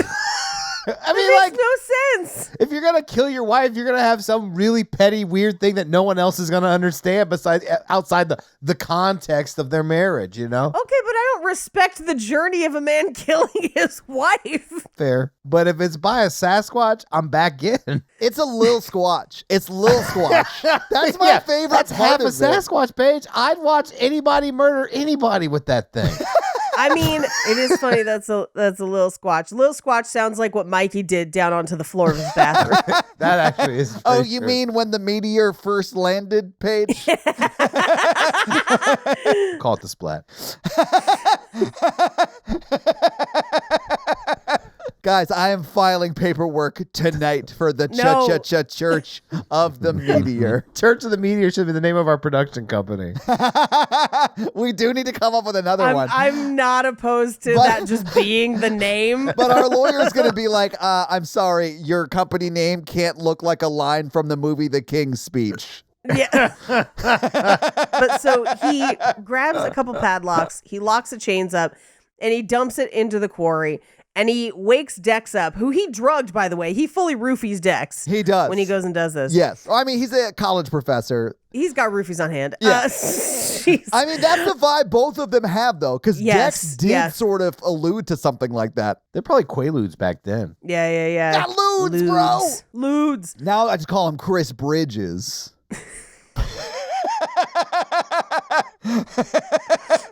Paige, you I'm dare. so sorry. Don't you I'm dare so slander sorry. the name I of know. Ludacris I know. I'm in so my sorry. presence. I'm so sorry. He's got hoes in different area codes. What do you have? I mean, I honestly just prefer Chris Bridges' acting work. He is a great actor. Where's his EGOT? He's so, I mean, dude might get one day. Like, I'm not going to lie. His character arc on Law & Order SVU, I was like, fuck, Oh, this he was dude so can good. actually act. I've got C words in different countries. What? Cunts in different countries. No, I heard what he said. I just don't know why he said it. Because Ludacris has hoes in different area codes. Have you never heard that No, song? I have. Were you Oh, just trying to okay. come up with like the Florida Georgia Line version of that song? Oh, you mean the better one? No. I got C words in every country. Sorry. Get out. Area codes is a classic, and it lists so many area codes. My favorite part of that song is when it just devolves into like 201, 213. And you're just like, all right, okay. According to my religion, that is actually a number station related song. So it's code. That is the code to breaking down those what Russian number stations, whatever they are. Yes. Yeah. It says here that he bangs cock in Bangkok. This is the dumbest episode. I'm we've done never in a going to make it minute. to Taco Bell before they close at 1 a.m. at this rate. Oh, I'm sorry, you're not gonna get your one hard taco. Yeah. I'll take a cheesy roll up. I'll lick the side of a Mexican pizza just for the flavor. I'm going to ask for just 2 slices. Can I get 2 slices of a Mexican Just of a pizza? Mexican pizza. Would you like sauce, sir? No, thank you. I'm almost full. One order of chips and cheese, please. I'd like to smell a quesarito. You know what I like? The steak double grilled cheese burrito. Fuck, I might go to Taco Bell after this too. I know. Honestly, it sounds fucking. It really does Mikey, sound good. Anyway, Come over. Let's do a late night Taco Bell run. You're too far. I know. This guy, I go to like meet him at his office to pick something up. He comes out. He's like, "What? The top's not down?" It's like cloudy and like kind of rainy. And I was like, "What? It is warm." It was not that cloudy. It was raining, but I just played it off. I was like, "No, man, not today. I'm just taking it easy." I don't want you to see how many bags of Taco Bell I have back there. I'll take 3 used napkins from the dining room. Just to sniff. Just for sniffing. I call it the TB vapors. That's how you wake me up from a coma. Just waving the smell of Taco Bell under my nose. Unhinged. It's just unhinged. Like, we've lost it. Well, the movie's disjointed. I didn't. Yeah. So the 2 guys, Dex and Henry, are just like, oh, so we're just not going to talk about the murder. Uh-huh. And you owe me chess games. Oh, righto. And that's the end of that vignette. Yeah. Ba-da-ba-ba-da, chess. Well, no, the Sasquatch escapes. Oh, that's right. The Sasquatch escapes in the water. Yeah. Because he does padlock him up and throw him in a quarry, right? Yeah. A quarry. A quarry. But we don't see him actually get out of the box. We see it like breaking apart, and then it Yeah. just shows like a close-up of the puppet's eyes, and I was like, Yes. yes. I want this puppet. It doesn't have to be like full size, Yes. but I would take like a 12-inch version of this puppet. Oh, yeah. Unfortunately, that Sasquatch can't swim, so if the scene I was wondering. I was like, it's right from in an it. Arctic climate, so. Lieutenant Sasquatch ain't got no legs.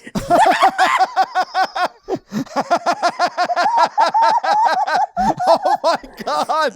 What is happening in this episode? Oh, fuck. It's a me, Forrest Gump. Oh, God damn you to hell. Anyway, the last vignette is just like a rich Scrooge that has a fuck ton of roaches, and that's like the whole thing. Yeah, I don't really understand what happened in the vignette. I know that he had a cup holder that sucks roaches down. Yeah, it's like a little trash chute. Yeah. And he has he tries to have a germ-free apartment, and he's a stock, like some stockbrokery thing, like a corporate shark taking over businesses, and he took over a guy's business, and that guy killed him. That guy died by suicide. Yes. And he doesn't care, but he's also desperately trying to get rid of all these bugs in his apartment, and then Yes. eventually is eaten alive by the bugs, and they come out of his skin, and it's really gross. Unfortunately, the business he bought was a roach motel. You just bankrupted all the exterminators in town. Yeah, but just more and more roaches show up, and then they kill him, right? Yeah. Yeah. All right. That's it. I didn't pay a lot of attention, but he looked like he lived in a spaceship, and I liked that. That was pretty cool. A spaceship with a jukebox for some reason. I 100% think 8-year-old Mikey is the same as 38-year-old Mikey, or however old you are.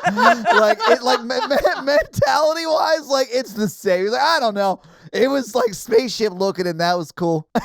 I really wanted him to like say to one of the large roaches and just be like, "My boy, what day is it?" And have the roach be like, "It's Christmas Day, sir. Find me the largest goose." Like that's what I wanted, really. What we got was the scarab scene from The Mummy, but just way slower. Yes. Although it looked pretty good for the 80s. Like, Yes. Tom Savini does some very solid work in this movie. Most of those roaches are real, to burn a fun fun fact. I'm not surprised by that. Like, normally when you see bug scenes like that, Yeah. 80% of them are like plastic. And then you see some moving, but like all of them were moving in these shots. I don't understand how that man made so much money in his room manufacturing fizzy lifting drinks. So we cut back to Tom Atkins and his abusive relationship with his son. And the next day he's like, my neck hurts from beating on that kid so much. And it's like, oh no, it's actually the voodoo doll. But we did get to see Tom Savini as a garbage man, and that was pretty fun. That was fun. But it's the whole voodoo doll is set up because they're looking through the comic, the trash men are, right? Yes. And he's like, oh, I love these things. And like, oh, they got things you can send away for. And one of them is the voodoo doll that's already been sent away for. And then it cuts back to Tom Atkins' son stabbing the voodoo doll while Tom Atkins dies. Yeah. Yeah, ready for another shot, Dad? Yeah. And that's the movie. So having seen the movie, having talked about the movie, what did you guys think about Creepshow? Do you think a funny sketch would be like Willy Wonka and then like goes to the kids like, I'm Gallustus Gloop and I'm gloopy, you know? And then it's like, I'm Veronica Salt and I'm salty. And then it's like, I'm Mike TV and I love TV. And then it's like, I'm Mikey the masturbator. I love that Mikey the Masturbator was the fifth one, not the third one. But also, I love that there were two Mikes because it was Mike TV, and that was the only name you remembered correctly because it's also your name, as opposed to Augustus Gloop and Veruca Salt. The band Veruca Salt? The band is named after the character in the movie. Augustus, like the emperor? The emperor got his name from like Willy Emperor Wonka? Augustus. He'll be turned into marshmallows in 5 seconds. Creepshow. Give me some thoughts, Gus. That's pretty cool. It is cool. It makes me want to go watch a bunch of Twilight Zone. It would be a good movie to start your kids on horror. If you want, like, your kids want to watch a horror movie, I think it would be good. If we're going to have honest conversation. And to be like, I don't hit you. See, I'm a good parent. I let you read comic books. I let you read comic I'm like books. Tom Atkins' abused wife. I let you read comic books. He's so bad to his wife in this movie. It's terrible. It's terrible. I now know why they got divorced before the events that happened in Halloween 3. Yeah. I'm surprised he bought his kids masks when he didn't want them reading comic books. Well, he felt guilty after the divorce. Yeah. He changed his ways. He started drinking more, which helped the aggression. Yeah, but then he needed the comic books. That's why he's always saying, thrill me. Oh. I love the expanded Tom Atkins universe. I honestly sort of dug this movie, although I'll probably never watch it again. Like, there are parts of it that are just so slow that it's like, oh my God, it's like a slog to get through. But it is very like silly 1950s feeling horror to me. I think it's supposed to feel like the pulp comics. Yes. But I think this does set up the fact that we have to do Creepshow 2. The scary one, according to Mikey. Well, it scared me as a child. I don't know what it will be like today. We'll find out next week. No. Okay. Well, Paige, do you have any fun facts for us? I do. Well, hit us with your fun facts. Meteor fun facts. Leslie Nielsen, in between takes, had a fart machine in his pocket that he would play during rehearsals right before George A. Romero called action, causing all of the other actors in the scene to break multiple times. So like he would rehearse the scene completely straight-faced, but just seemingly constantly farting. Oh, Jesus. And then do it real for when the cameras were on. I find that really funny. On the corpse's eyes in Father's Day, they used Rice Krispies to look like maggots, and they combined that with real maggots. Oh, don't like that. Yeah. Protein bars. Ooh. George A. Romero told Stephen King to play Geordie like Wile E. Coyote in the way that he looks while he goes off a cliff. Okay, well, I mean, if that's his direction, I think he did okay. I think he nailed it, maybe. This is the only George Romero film to open at #1 in the box office at the time. Oh, what a crime. Wow. Okay. I know, because there are many other better ones. The creature in the crate was nicknamed Fluffy. Yes, he was. Yes, he was Fluffy. Yes, he was Fluffy. And he's the first fully animatronic creature that Tom Savini created. Okay. Yeah, Tom Savini reached out to Rob Bottin, who had worked on The Thing, The Howling, and Total Recall. Total Recall, obviously, after this, but at the time, The Thing in the Howling. Sure, yeah. He had a pretty impressive resume before that. Yeah. Yeah, to get advice on how to build it, and that's how we get Fluffy. Love it. I did love Fluffy. He's great. I did love Fluffy. The music on the jukebox in the last vignette is actually the same instrumental that plays over the ending credits of Evil Dead, the original from 1981. Oh, cool. All right. Yeah. During a break in filming, Stephen King took his son to McDonald's as a joke, and Joe was made up with bruises, cuts, and scabs for fun. But the girl at the McDonald's drive-thru did not think it was fun and called the cops. Stephen King had an allergic reaction to the makeup he had to wear in his scenes, and it was so bad that they had to give him shots, like histamine blockers, which is kind of the shots that I take for my asthma. It's kind of similar. Sure. But shots and oral medication, usually steroids, so that it would be bearable for him to wear the prosthetics, which is brutal. And like, it made me feel bad for thinking he had done badly because I'm like, that sounds terrible. That sounds so awful. We talked about how Tom Savini is one of the garbage men, of course. Yeah. Now, in a Creepshow special feature from Cinefantastique magazine, when this movie came out, they revealed that the film's final story had actually proven too difficult and ambitious to film in its original form. They had originally written it to be a plush apartment with carpets and curtains, and they couldn't because of the roaches. But at a certain point, they were kind of at a like go or no go, where they were like, if we can't pull this off with the roaches, then they were going to sub it with the story The Hitchhiker, which ends up being the final story of Creepshow 2. Okay. So, and Creepshow 2 is directed by Romero's cinematographer on this movie, Michael Gornick. Oh, cool. Yeah. Ultimately, they were able to make the roaches work, but they needed the room to basically be empty in order for that to happen because they had to collect all the roaches after. And there were hundreds and hundreds and hundreds and hundreds of roaches. Yeah, I'm sure. Yeah. Two of the characters in the film, Tabitha and Richard, who are the new professors, they are named for Tabitha King, Stephen King's wife at the time, and Richard Bachman, who was his ghostwriting name back in the day. So that's why they're named Tabitha and Richard. Okay. So the comic book used in the film was drawn and inked by veteran artist Jack Kamen. He was one of the artists for the original EC crime and horror comics of the 1950s. No shit. Okay. Yeah. He also created the comic book style poster for the film, and it was featured on the front of the Creepshow comic book adaptation for the movie. Originally, Stephen King wanted Graham Ingalls, who was another artist from the period, who was also famous for working on those same comics, but he refused.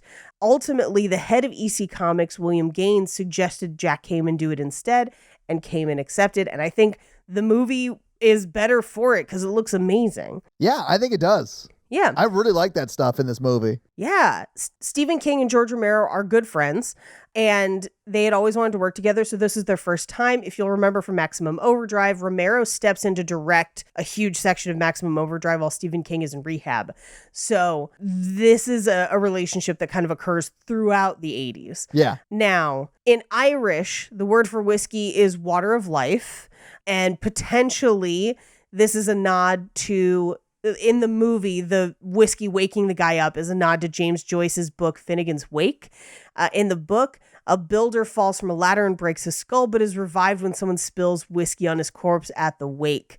Now, that story is actually based on an old Dublin street ballad. So it's based on a drinking song. So potentially a drinking song inspired a book, which inspired this vignette, potentially. Warner Brothers tried a brand new release strategy for this film that ended up being hugely successful. They booked a ton of theaters in and around Boston in July of 1982 and saw that the movie did great and did good word of mouth, and then they ended the limited run. They then moved the film from its October release date to early November because they knew that it was coming out against one of the rival horror films of the time, Halloween 3 Season of the Witch, also starring Tom Atkins. Yeah. And they believed that Halloween 3 Season of the Witch was not going to do well, and so they basically pushed it out by a week or two. And so they guessed correctly that the horror film market would be open for a new film right after because people would not have been satisfied with Halloween 3. And they felt like Creepshow would do considerable business in the final months of 1982. And they were correct. That's how this movie ends up being number one, briefly. Yeah, we'll talk about that. But you're right. It is number one in its first week. Yeah. Yeah. Stephen King carried a little toy action figure of Greedo from Star Wars on the Creepshow set for good luck. Okay. Awesome. Wherever he went. Apparently that worked, I guess. So Castle Rock appears in the Jordy Verrill story vignette. Castle Rock is a fictitious town from Stephen King works. Isn't that also now his production company name, or maybe even was at the time? Like Castle Rock Entertainment or something like that? Castle Rock is one of the names he uses in like a lot of stories. Like Needful Yeah. Things is set place in Castle Rock, and so is Yeah. Just to clarify, Castle Rock Entertainment does exist and was founded in 1987, but he was not one of the founders. Okay. So it just has a similar name. It's not related. Oh, I think it does produce a lot of his stuff though. So it's Rob Reiner's company is Castle Rock Entertainment, and he did name Okay. it after the fictional town in Maine that is in a lot of Stephen King films. Yeah. Interesting. So the name of the skeleton at the beginning in the window, the animatronic one, is nicknamed Raoul. So we have Fluffy and Raoul. I love that. Yeah. That's awesome. Anyway, in the beginning of this movie, when Tom Atkins is scolding / abusing his son for reading comic magazines, and his son says that's no worse than what's in the porno magazines his father has, this is a nod to the fact that Stephen King got to start writing horror stories for porno magazines. And those are your fun facts. Well, thank you for those fun facts, Paige. Let's talk a little bit about box office.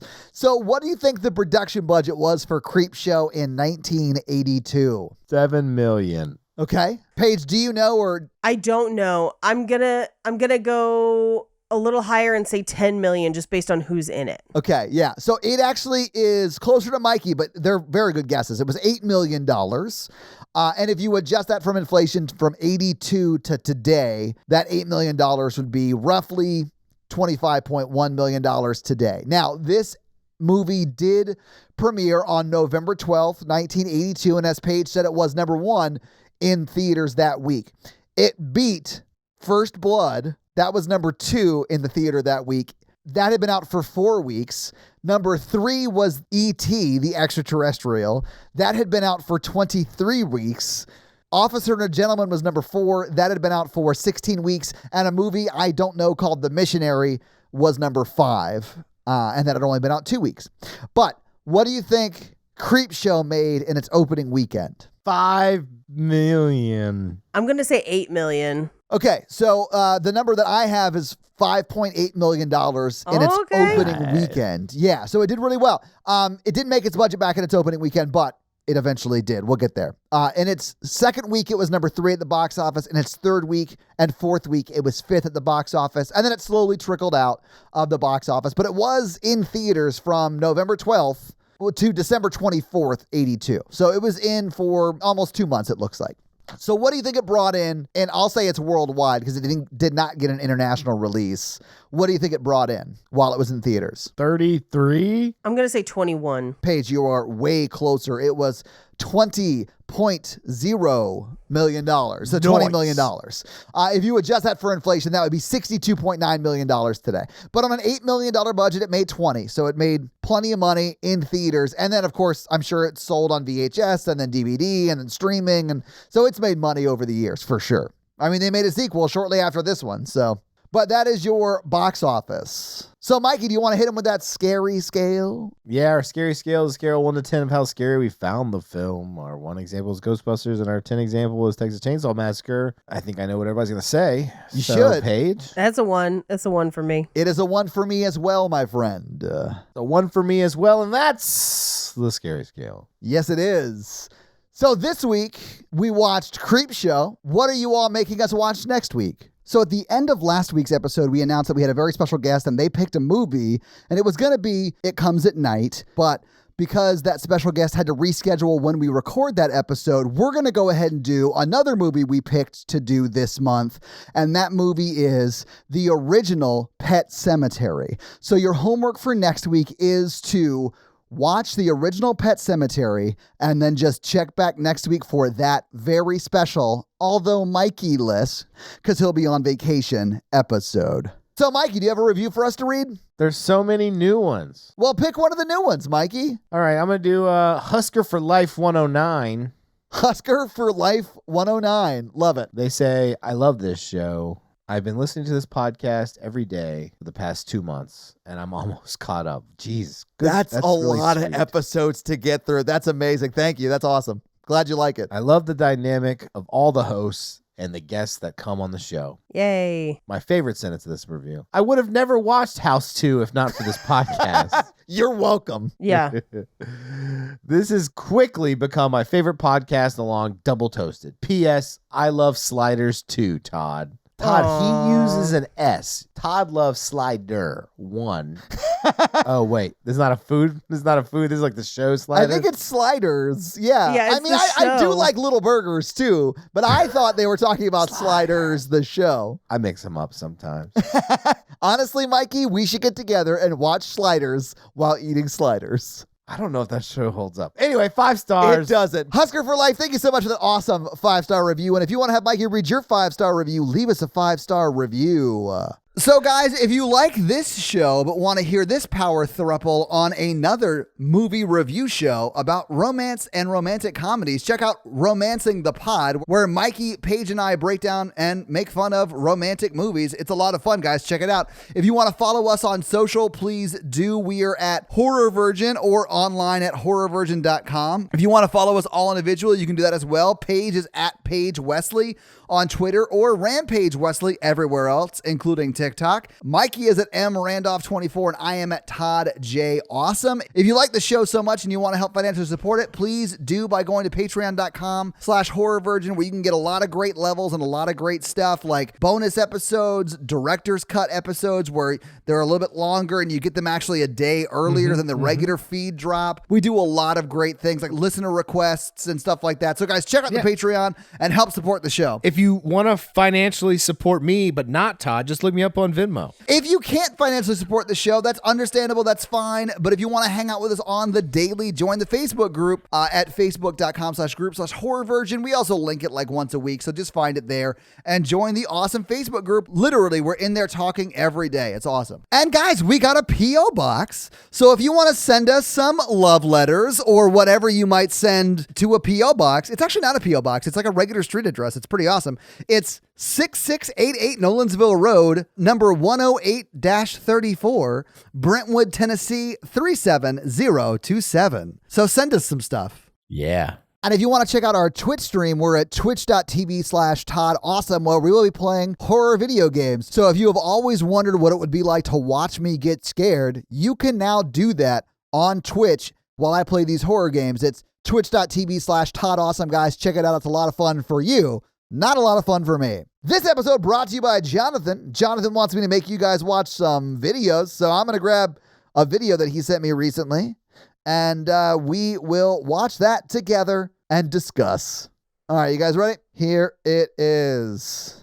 Oh, this is the LeVar Burton on the problem with Jon Stewart. Yes. Which is his new Apple, The Daily Show. Love it. Yeah.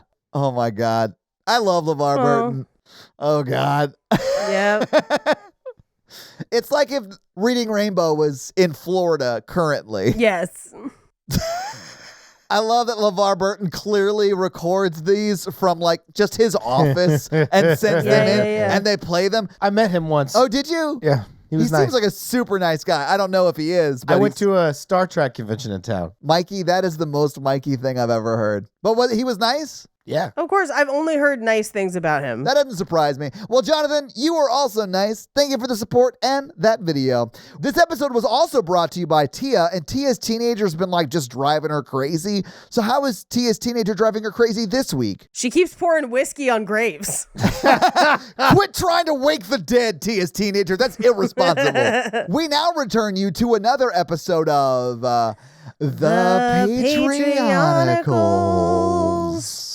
Hit it, Mikey. And by it, I mean women. No, he's not like Tom Atkins. No. Your pronouns are listen and up. That is like a boomer thing to say. You're right. Here we are. We made it to the center of the galaxy. Yay. Holy shit, we're here? We did it. It is about time. I'm so happy. I've been mentally preparing for this for the last 4, 5, 6 seconds now. That is accurate. Who's at the middle of the universe? It's me, Mikey, the God. And they, The God. and the Santa Maria reaches it first, and it's like a big it's like Star Trek 4, the undiscovered country, where I'm like kind of come up out of the rocks, and I'm like, whoa, it's me, Mikey, the God. And We have to come up with another name that's not Mikey, comma, the God. oh, I'm sorry, you want to do this? Oh, no, you're on it. You got it. We'll call you whatever you want. You just call me MTG. Yeah, that's the only MTG I care about. Mikey, comma, the God. And Isaac approaches first, and I said, Isaac, you've done really well learning not to eat people. Of course. Yeah, great job. And then Kate comes out, and I'm like, Kate, your psychic powers have helped a lot of people. You've done great. Karun and Natasha come out, and they're like crying because their whole civilization's dead. And they're like, Mikey the God, you're going to save my civilization. And I was like, and they're like, why do bad things happen to good people? And I'm like, I might be a deity, but I'm not your deity. So, like, maybe you should ask that person those questions. right. And so what happens is Driscoll comes in his Iron Man suit. And I was like, you've come a long way since being a villain last year in this whole thing. When this plot line started. Allie the mermaid, I said, Allie, for you, I'm going to give you a gift. You can now change to and from being a mermaid at will. Oh, nice. Stay away from water, though, if you want to keep your legs. But if you want that power, you can't fuck Boeasy no more. You can't be together. Whoa. And so he starts crying. Oh, no. So funny. Is it funny? Jeremy with the laser eyes comes, and he, and I was like, boom, this one goes to the market. And I cut off another toe. Oh, my God. You came in hot with the piggies. Lauren, the cave person, comes, and Tell me what they do. Yeah. I gave them the gift of being able to speak without a caveman voice because I don't want to do that anymore. It's really the gift that gives back to Mikey. Yeah. Mr. Rage Bomb comes over, does some fireworks, and I say, good job, Mr. Rage Bomb. Yeah. You're really fun to talk about, and it's always easy to kind of slide you into stories. Keep up the great work. And I didn't realize that what we got at the center of the universe was really just like a performance review from your manager. It's annual review time here at the center of the galaxy, not the universe. Garotica, the heavy metal bitch, she like plays Stairway to Heaven on the thing. Hell She's yeah. doing great. Sunzi, the AI robot nanobots. I could have done better with you in this story this year, and I apologize. Maybe next year. Maybe. Andrew, the last Russian astronaut. Some shit's going to have to happen to you because I feel like your backstory is too boring for me. And also would definitely be a cosmonaut, not an astronaut. It's the same thing, okay? I mean, yeah. Actually, we're going to do it now. Andrew, you brought them here to the center. You're no longer Russian. They're not popular right now. They're the bad guys again, like the 80s. And so They are, yeah. Now, fuck, I don't know what he's going to be. Well, Andrew, you're now a dog. You're What? I know how he got there. I can tell you right now how Mikey got there. This is how well I know Mikey. He thought Russian astronaut, and the first animal they sent to space was a dog that died there. Yep. Yeah, Leica. Yeah. But he's not a dog. He's a hypoallergenic golden doodle. And I like his new storyline. Yes. Congratulations, Andrew. You're a dog now. Thanks for bringing all these people here. It feels like it's a trap, honestly. You don't know that. His tail's a wagon. Love everything about this. And then I get to Anthony and Captain Bruder come up and they're like, look, we were told to come here to save this shitty story that's been going on way too long. And then Mikey the God, says, you're right. And I'm tired of talking about it. So we're going to change everything. And that's great, they say.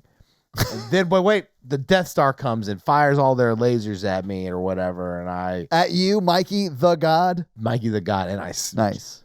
grow to giantness and I smite them down and I snap my fingers and the people appear and I'm like, Aaron Moon General, the Mun people are awful. You're like space Nazis. Is that too much? Well, you're like space Nazis. I'm more into it now. Okay, yeah. And I rescue Wes, the handsome guy. And I say, Wes, you're too handsome. You're now average looking. You won't be kidnapped again. And he cries a tear of joy as he turns uglier. Because he cries. He's just not a very pretty crier. That's why. Alex, the evil magician, you are a good evil character and will stay. Paige has a crush on you. What? Because you're a magician. No. I don't even remember how Paige is into magicians. That bit started. I'm not. I started it. So, Vance, serial killer, you're the fucking coolest. Keep killing people. I mean, he's undercover H.H. Holmes, which never came out in this plot line. Yeah. Not this one. That's going to be like a thread that continues in the future. Hell yeah. Okay. I just figured out what's happening. Okay. It's a good thing we're 2/3 of the way done with it. Jennifer with the PH, killing it with your force fields. You're going to be happy too. Libby, the Mun Queen, you're evil. Libby, under your direct orders, those Care Bears were murdered viciously. That's very evil. All right. Well, this storyline's over. We're going to start a new one. I clap my hands. They wake up. They're in the Jetsons city. What? They're all standing around confused. And then a hippie looking witch named Rivermoon comes up. It's like, welcome to the futuristic city of the future. And then the episode ends. Well, I can't wait to find out what happens in the futuristic city of the future on next week's episode of The Patreonicals. That's going to be it, you guys. I'm Paige. I'm Mikey. And I'm your horror virgin, Todd. Keep it ooky spooky. Yeah. Have a great week. Bye. I'm getting my ass to Taco Bell, nerds. Yes.